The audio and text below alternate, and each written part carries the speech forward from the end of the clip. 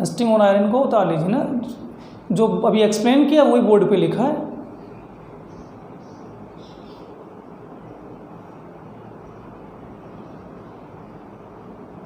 है ना, यही लिखा ना कि क्या क्या हो रहा है। वाटर सरफेस पे वाटर CO2 मिलके कार्बोनिक एसिड बना रहे हैं, वो फिर डिसोशिएट हो रहा है, आयंस क्रिएट हो गए, आयंस की वजह से वो किसकी तरह बिहेव करने लग गया, इलेक्ट्रोलाइट की तरह। इम्प्योर सरफेस कैथोड की तरह बिहेव कर रही है, प्योर सरफेस एनोड की तरह बिहेव कर रही है। एनोड पे ऑक्सीडेशन हो रहा है Fe का Fe+2 में, कैथोड पे रिडक्शन हो रहा है H+ आयन का वाटर में। वो दिख रहा है, उनके दोनों हाफ पार्ट को जोड़ दे तो ओवरऑल रिएक्शन आ गई। या आयरन प्लस आयन जो है Fe+2 आयन जो है वो सरफेस पर आए और ऑक्सीडाइज हो गई, फेरिक ऑक्साइड बनाते हैं, और फेरिक ऑक्साइड वाटर को अपने साथ जोड़कर हाइड्रेटेड फेरिक ऑक्साइड बनाता है, जिसको हम लोग रस्ट कहते हैं। हमने लिख दिया ना नोट लगा कि hydrated ferric oxide is known as rust, और नॉर्मली उसका फॉर्मूला है Fe2O3.X2O। हाँ, एक्स की वैल्यू समटाइम हम लोग 3 भी लिख देते हैं, तो कोई कन्फ्यूजन नहीं होना चाहिए। हाइड्रेटेड फेरिक ऑक्साइड में वाटर जुड़ा होना चाहिए। तो हमारा टॉपिक है प्रिवेंशन फ्रॉम कोरोजन। देखो, कोरोजन से बचना है तो क्या करें। एक तरीका तो ये हो सकता है कि मेटल सरफेस को एटमॉस्फेयर के कांटेक्ट में ही नहीं आने दें। सबसे आसान तरीका तो यही है कि जो मेटल जिसको आपको प्रिवेंट करना है फ्रॉम द कोरोजन, उसको एटमॉस्फेयर के कांटेक्ट में नहीं आने दें। तो कांटेक्ट में नहीं आने दें, इसके लिए क्या क्या कर सकते हैं। तो हमने पहला मेथड लिखा बैरियर प्रोटेक्शन। ये सबसे सिंपल वे है। इस वे में हम लोग क्या करते हैं, जो घरेलू डोमेस्टिक काम होता है वो हम लोग देखते हैं। कैसे, घरों में जो आयरन्स के डोर हैं, विंडो है, उन पे हम लोग क्या करते हैं, पेंट करते हैं, वार्निश लगाते हैं, या फिर ग्रीस की लेयर लगा देते हैं, या ऑयल लगाते हैं, कलर करते हैं। तो उस सब में हम क्या कर रहे हैं कि आउटर सरफेस पे एक लेयर बना रहे हैं जो कि इंटरनल पार्ट को एटमॉस्फेयर के कांटेक्ट में नहीं आने देती। तो हम इसको कहते हैं बैरियर प्रोटेक्शन। तो बैरियर प्रोटेक्शन में सबसे अच्छा तरीका क्या है, by making a layer on the surface of metal from oil, paint, grease, जो भी आप यूज करेंगे। दूसरा मेथड है सैक्रिफिशियल प्रोटेक्शन, है ना। मैंने कुछ मिनट पहले आपको कह रहा था ना कि फिल्मी स्टाइल। कौन सी फिल्मी स्टाइल, जिसमें एक हीरो होता है और एक उसका फ्रेंड होता है, मरने की बारी आती है तो हीरो को बचाने के लिए फ्रेंड आगे आ जाता है, वो अपने आप को सेक्रीफाइस करता है। सेम वही वे यहाँ है कि जिस भी मेटल को प्रिवेंट करना है उसके ऊपर दूसरी मेटल का कोटेशन चढ़ा देते हैं। अब वो दूसरी मेटल कैसी होगी, या तो वो इनर्ट लीजिए, इनर्ट लेंगे तो वो रिएक्ट नहीं करेगी, इसलिए कोरोजन नहीं होगा। पर इनर्ट मेटल्स आर कॉस्टली, है ना, एज मनी। तो मनी के अकॉर्डिंग देखें तो वो बहुत महंगी होती है। तो फिर सस्ती धातु को बचाने में उसके ऊपर महंगा कोटेशन करना कोई अच्छा काम नहीं हो सकता। तो वो शायद कहाँ यूज होंगे, जहाँ कम मात्रा में प्रिवेंशन करना हो, वहाँ समथिंग हो सकता है ऐसा संभव हो। पर जब आप इंडस्ट्री देखते हो, लोहे की बड़ी बड़ी इंडस्ट्रियाँ, खूब सारा लोहा पड़ा है, वहाँ थोड़ी पॉसिबल है। तो वहाँ हम लोग क्या करते हैं, कोटेशन तो लगाते हैं दूसरी मेटल का, पर वो दूसरी मेटल मोर इलेक्ट्रोपॉजिटिव होनी चाहिए, यानी कि उसकी रिएक्टिविटी अंदर वाले से भी ज़्यादा हो।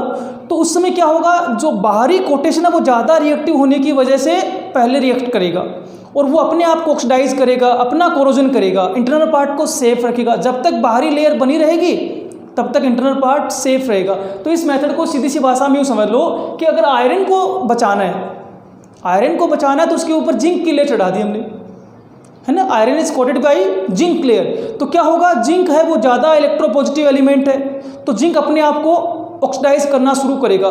तो धीरे धीरे जिंक का ऑक्सीडेशन तो होगा, पर आयरन अंदर सेफ पड़ा है, और तब तक ये सेफ रहेगा जब तक बाहर जिंक की लेयर है। जब जिंक खत्म हो जाएगा तो इस आयरन का भी रस्ट बनेगा, ऐसी कोई बात नहीं कि बनेगा नहीं, पर कुछ तो राहत मिली। तो ये मैंने कहा कि आयरन को रस्टिंग से बचाने के लिए उसके ऊपर जिंक की लेयर बनाओ। जिंक अपने आप को ऑक्सीडाइज करेगा और आयरन को सुरक्षित रखेगा। और ये प्रक्रिया एक नाम से जानी जाती है, इसका नाम है गैल्वेनाइजेशन। और ये बोर्ड का क्वेश्चन हो सकता है, what is the mean of galvanisation. तो क्या बताएंगे कि आयरन को रस्ट से बचाने के लिए उसकी सरफेस पर जिंक की लेयर बना देते हैं। जिंक चूंकि मोर इलेक्ट्रोपॉजिटिव है तो वो अपने आप को तो ऑक्सीडाइज करेगा, अपने आप को सैक्रिफाइस करेगा, पर आयरन को प्रिवेंट करेगा from the corrosion. This process is known as galvanization. तो ये दो तरीके हो गए हमारे पास, ठीक है। तो टॉपिक क्या अपना, types of substance on basis of electrical nature. 3 types पढ़ते हैं, देखिए तीन टाइप्स, कौन कौन सी तीन टाइप्स? पहला हम पढ़ते हैं कंडक्टर, एक हम पढ़ते हैं इंसुलेटर, ठीक है, और एक हम पढ़ते हैं सेमीकंडक्टर। तीन क्लास पढ़ते हैं, कहने का मतलब कितनी क्लास पढ़ते हैं? 3 क्लास, ठीक है। अच्छा एक बात बताओ, आप लोगों ने जाना भी है, समझा भी है, लोहे में करंट बड़ा तेज़ी से फैलता है, तांबे में, कॉपर में करंट बड़ा इजीली फ्लो करता है ना, पर लकड़ी में करंट फ्लो नहीं करता।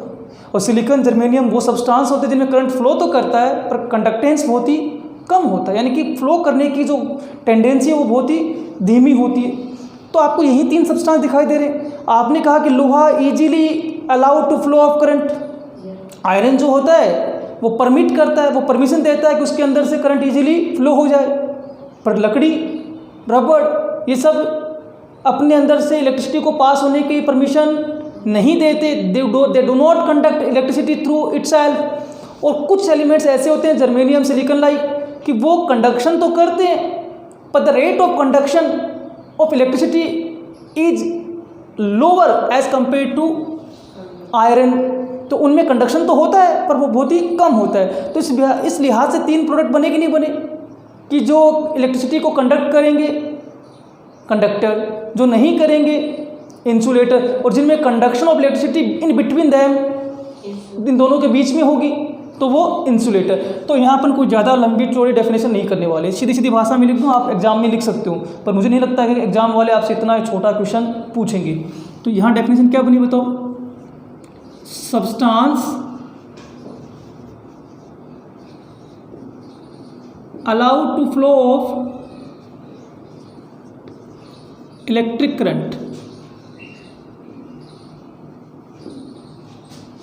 known as conductor.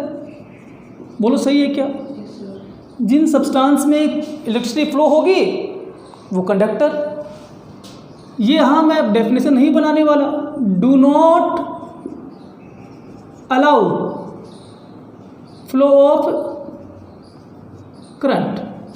समझ गई क्या बात को? मैं कोई डेफिनेशन नहीं बना रहा, क्या समझे? कि जिन सब्सटेंस में कंडक्शन हो रहा है, इलेक्ट्रिसिटी पास हो रही है, दे आर कंडक्टर, और जो करंट को फ्लो करने की परमिशन नहीं दे रहे, they do not allow, the substance which are do not allow flow of current known as insulator.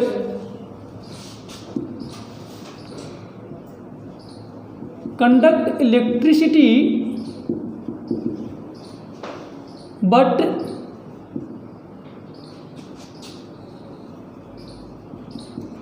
Conductance is lower than conductor. एक बात बताओ, सीधी सी भाषा में पूछूं, ये कंडक्शंस की परमिशन देता है और ये देता ही नहीं है, और वो कह रहे हो कि देता तो है, अलाउ तो करता है, पर इससे कम करता है, तो इससे ज़्यादा ही कर रहा है क्योंकि तो कर ही नहीं रहा, वो कम से कम परमिशन तो दे रहा है। तो सीधी सी बात ये है कि एक स्कूल 20,000 बच्चों को आने की परमिशन देती है, एक स्कूल में आने की परमिशन नहीं देती, और एक वो है जो परमिशन तो देते हैं पर 20,000 को नहीं देते, 5,000 को दे रहे हैं शायद। तो सबका अलग अलग रेट हो गया ना। तो ये कंडक्टर वो हो गए जो बड़ा इजीली करंट को फ्लो होने देते हैं, इंसुलेटर फ्लो होने ही नहीं देते, नेग्लिजिबल होता है कंडक्टेंस, और वो फ्लो तो होने देते हैं सेमीकंडक्टर, पर कंडक्टेंस की जो रेट है वो कम है। तो ये 3 कैटेगरी बन गई, हमें इस पर ध्यान देना है। इसको पुनः 2 भागों में डिवाइड करें, ठीक है, इसको पुनः 2 भागों में हम लोग डिवाइड करेंगे। कौन से 2 पार्ट? एक हम करेंगे मेटेलिक कंडक्टर, मेटेलिक या इलेक्ट्रॉनिक कंडक्टर, ठीक है, और एक हम करेंगे इलेक्ट्रोलाइटिक कंडक्टर। तो 2 क्लास हो गई क्या? फिर से, तो कंडक्टर आर 2 टाइप्स। मेटेलिक किनको कहेंगे?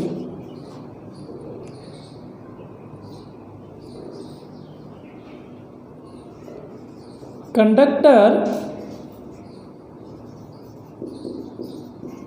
which allow to flow of current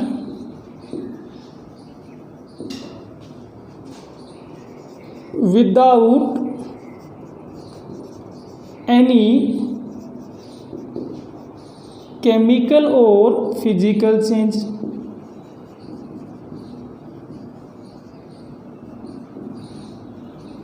Known as metallic conductor.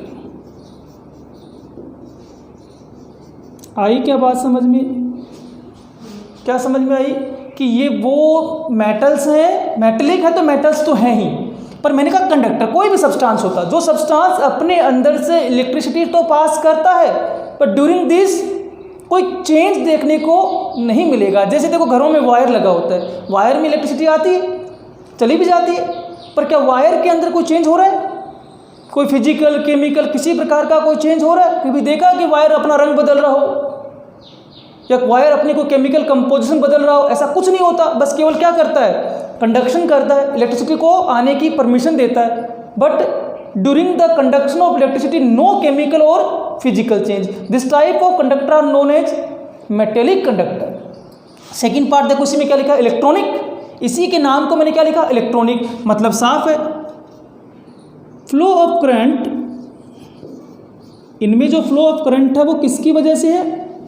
Due two electrons. तो आप समझ गए, घरों में जो वायर लगे हुए हैं उनमें इलेक्ट्रिसिटी का कंडक्शन किसकी वजह से है? इलेक्ट्रॉन्स के मूवमेंट की वजह से। और आप जानते हो ना कि इलेक्ट्रॉन्स के मूवमेंट के ऑपोजिट डायरेक्शन में करंट फ्लो करता है।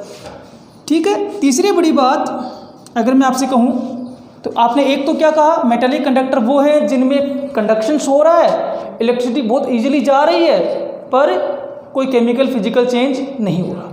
फिर आपने कहा फ्लो ऑफ करंट है वो बिकॉज ऑफ इलेक्ट्रॉन्स है। तीसरी बड़ी बात ये है कि ज़रा सोचिए, वायर के अंदर से जब इलेक्ट्रिसिटी जाती है तो क्या इलेक्ट्रॉन ही फ्लो कर रहे हैं और उसके ऑपोजिट करंट फ्लो कर रहा है, या मैटर भी फ्लो कर रहा है? मैटर मतलब खुद पदार्थ, खुद सब्सटेंस, खुद वायर भी फ्लो करता है क्या? वायर के पार्टिकल भी जाते हैं क्या? तो आपके मन में एक क्वेश्चन बन रहा है, सर वायर के पार्टिकल अगर जाते कहीं भी तो वायर या तो कहीं मोटा होता, कहीं पतला होता, कुछ तो होता, पर कुछ नहीं हो रहा है। इसका मतलब wire is not participate in the conduction of electricity.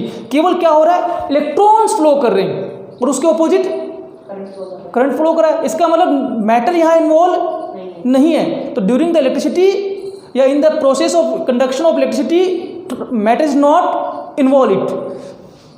तो यहाँ एक पॉइंट लिख देते हैं, transfer of matter is not involve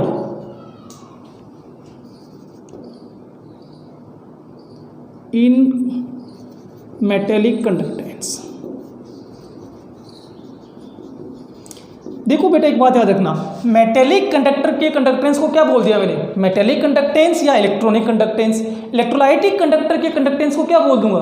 electrolytic conductance. बात तो एक ही है। तो तीन बड़ी बातें आ गई। पहली कि इनमें without any physical chemical change conduct flow होता है, इलेक्ट्रिसिटी फ्लो होती है। दूसरी, फ्लो ऑफ जो इलेक्ट्रॉन्स है, सॉरी जो करंट का फ्लो हो रहा है वो बिकॉज ऑफ इलेक्ट्रॉन्स है, इलेक्ट्रॉन की वजह से हो रहा है। तीसरी कि इलेक्ट्रिसिटी जो कंडक्ट हो रही है इस दौरान मैटर इन्वॉल्व नहीं हो रहा। और चौथी बड़ी बात, ये हटा के एक बार इसी की इससे लिख दूं ना, एक बार जगह कम है अपने पास थोड़ी सी, तो इसके नेक्स्ट पॉइंट बना देता हूँ। सेकंड पार्ट अपन अगले से पढ़ लेंगे ना, आपने तो कॉपी में बना रखी है हेडलाइंस, उसके अकॉर्डिंग चले जाएंगे। चौथी बड़ी बात ये है जो मैं लिख रहा हूँ इंपॉर्टेंट है, डायरेक्ट क्वेश्चन भी बनेगा। क्या अगर मैं टेम्परेचर को इंक्रीज करूँ तो क्या होगा? तो देखो जब आप टेम्परेचर बढ़ाएंगे तो आपका मेटल भी गर्म होगा और मेटल के अंदर मौजूद इलेक्ट्रॉन एनर्जी को गर्म एक्सेप्ट करेंगे, और जब इलेक्ट्रॉन एनर्जी लेंगे तो वो वाइब्रेट करना शुरू करेंगे। और वाइब्रेटेड इलेक्ट्रॉन क्या होगा? एक बात तो सीधी सी है कि एक तो ऐसे जा रहा है इलेक्ट्रॉन और एक ऐसे करता हुआ जा रहा है वाइब्रेट। तो वाइब्रेटेड इलेक्ट्रॉन आपस में क्या हो जाएंगे? कोलाइड करेंगे, एक दूसरे के साथ टक्कर करना शुरू कर देंगे। क्यों? क्योंकि वो ज़्यादा स्पेस कर रहे हैं ऐसे वाइब्रेशन में।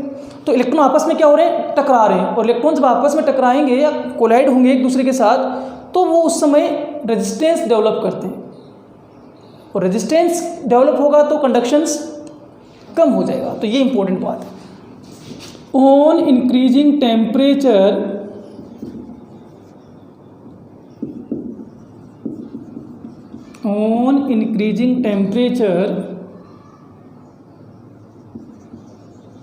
energy of electrons increases, by which they vibrate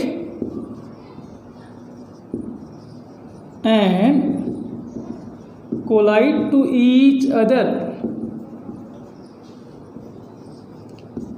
and produce resistance. Hence,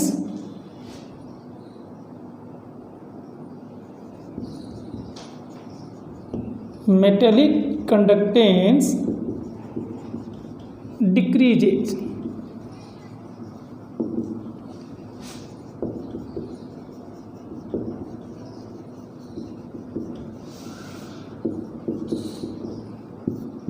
ठीक है, तो ये हमारा 4th पॉइंट हो गया।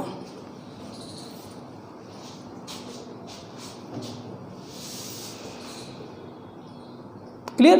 चलें आगे। इलेक्ट्रोलाइटिक कंडक्टर, तो सेकंड पार्ट आपने लिख रखा है इलेक्ट्रोलाइटिक कंडक्टर, लिखा हुआ है ना। पहला point, substance which allow to flow of current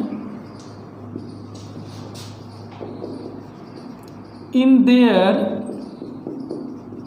molten state or in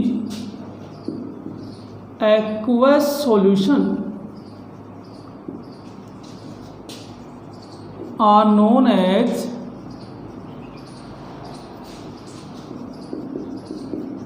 electrolytic conductor. सीधी सी बात है, इलेक्ट्रोलाइटिक कंडक्टर वो सब्सटेंस है जो या तो अपनी पिघली हुई अवस्था में, मोल्टन स्टेट में, या फिर पानी में घोले, एक्वस कंडीशंस में ही कंडक्शंस करते हैं। सॉलिड फॉर्म में वो इलेक्ट्रिसिटी को पास होने की परमिशन नहीं देते हैं।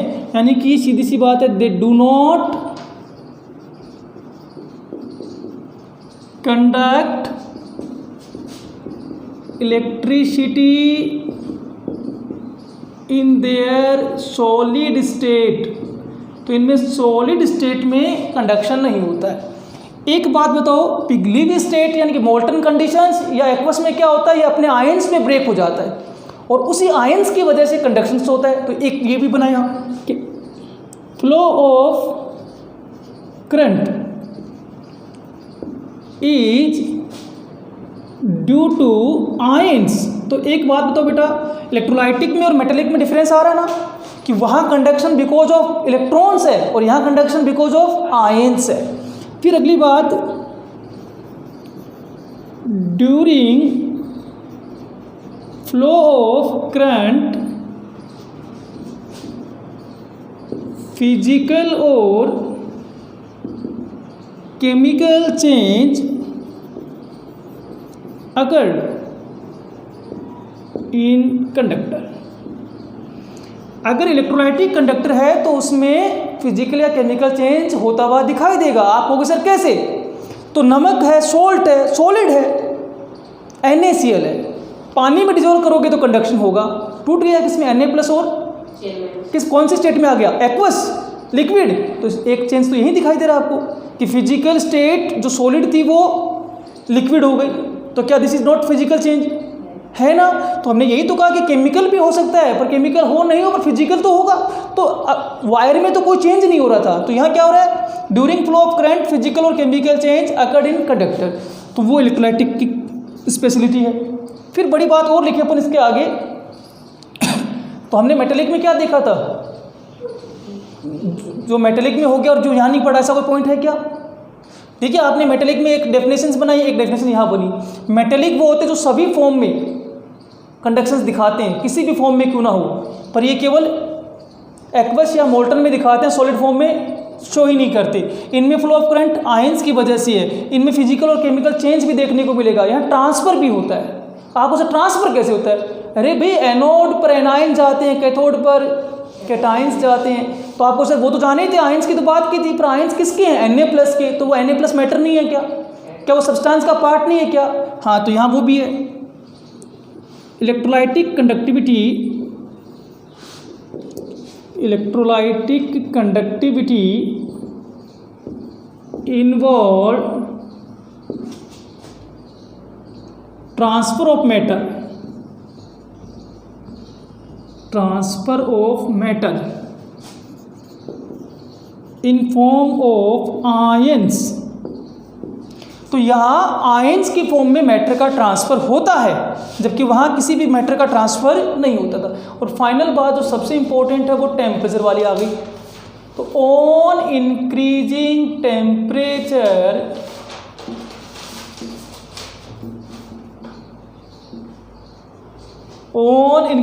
टेम्परेचर हम लोगों ने बार बार पढ़ा था हाल ही में, डिग्री ऑफ आयोनाइजेशन बढ़ जाता है। Degree of ionization increases, hence number of ions increases. और अभी तो आपने कहा कि यहाँ कंडक्शन बिकॉज ऑफ आयंस है, और वो आयंस के नंबर बढ़ गए, hence number of ions increases.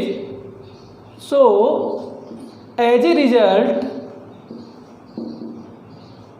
Electrolytic conductance also increases.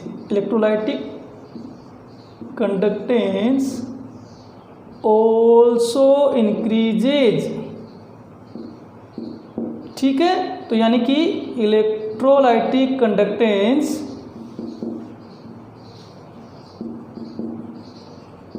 Proportional to temperature. तो ये एक बेसिक डिफरेंस देखने को मिल रहा है अपने को, आ रहा है ना। Metallic conductance decrease with temperature, electrolytic conductance increase with temperature. ये बेसिक डिफरेंस है, ध्यान रखना है।